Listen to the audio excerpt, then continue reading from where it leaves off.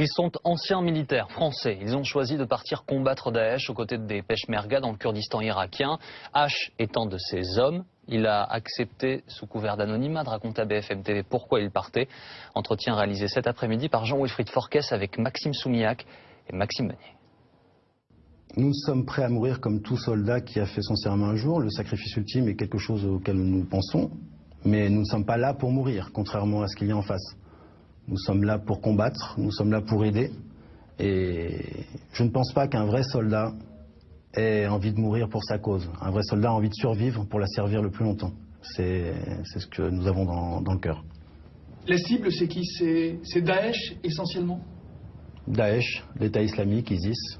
On peut leur donner le nom qu'on veut.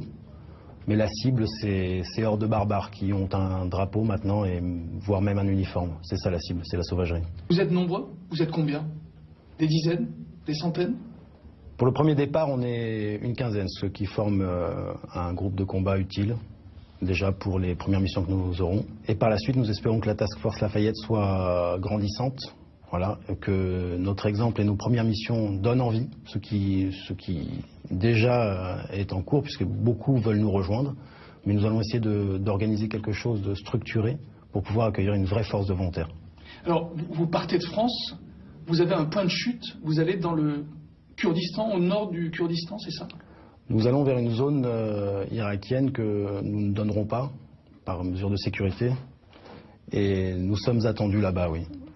Par les Peshmerga? Par les Peshmerga, nous sommes attendus par l'administration avec qui nous sommes en contact. Et nous allons rejoindre ce pays dans la plus grande légitimité pour eux. Vous partez en mission, vous partez faire la guerre? Vous êtes armé? Nous ne sommes pas armés sur le territoire français. Nous n'avons aucun contact pour un armement potentiel que nous transporterons là-bas. Et les Peshmerga nous fourniront une dotation sur place pour le soutien que nous leur donnons. Alors la guerre, ça coûte? Qui vous finance? Ceux qui nous financent, les premiers, ce sont nous-mêmes. Ce sont nos fonds propres qui nous financent pour l'avion, pour la mise en place du départ. Après, nous avons fait un appel de dons sur une page Facebook que nous avons montée. Cet appel de dons marche extrêmement bien pour l'instant. Nous allons bientôt atteindre la somme voulue. Mais qui est derrière vous? Il y a des partis politiques, il y a des groupes religieux? Les partis politiques, les groupes religieux, les groupes d'influence d'extrême droite ou d'extrême gauche qui auraient voulu s'approcher de nous, et on le voit tous les jours maintenant, il y a même des faux sites internet en notre nom. Personne ne s'est approché de nous.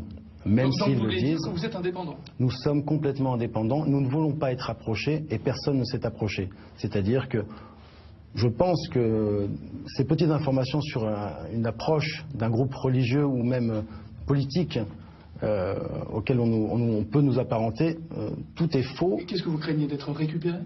On craint d'être récupéré, et j'ai eu plusieurs informations comme quoi même un dossier de presse avait été donné à un parti politique et à un écrivain aussi. Ces gens, nous ne les connaissons pas, nous n'avons que faire de leur idée et puis même de leur démarche. Est-ce que l'État français est au courant de votre engagement, du fait que vous voulez vous rendre dans le Kurdistan, combattre Daesh? Le renseignement intérieur est au courant?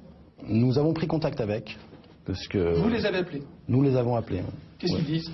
Nous les avons appelés, ils nous rassurent légèrement dans le fait que nous ne pouvons pas être assimilés à des mercenaires ou à des groupes religieux extrémistes, donc ni terroristes, ni mercenaires, ni barbouzes comme on l'a entendu. Vous n'êtes pas des mercenaires, Non, non? non, nous ne sommes pas des mercenaires. Vous n'y allez pas pour l'argent? On ne veut laisser personne dire ça, puisque l'argent que l'on collecte est fait pour financer un combat et un volontariat. Le mercenariat n'a pas besoin de collecte de fonds, et nous avons fait ça discrètement. Des combattants bénévoles? Nous sommes des combattants volontaires bénévoles, entièrement bénévoles, et nous donnons même notre bourse, si l'expression est bonne, nous donnons notre bourse pour pouvoir partir rejoindre ce combat. Donc le terme mercenaire, nous ne l'acceptons pas.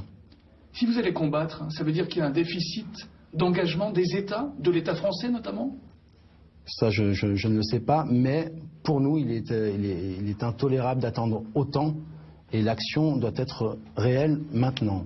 Nous décidons de partir maintenant, car les Kurdes ont besoin de nous, ils ont besoin de l'Europe.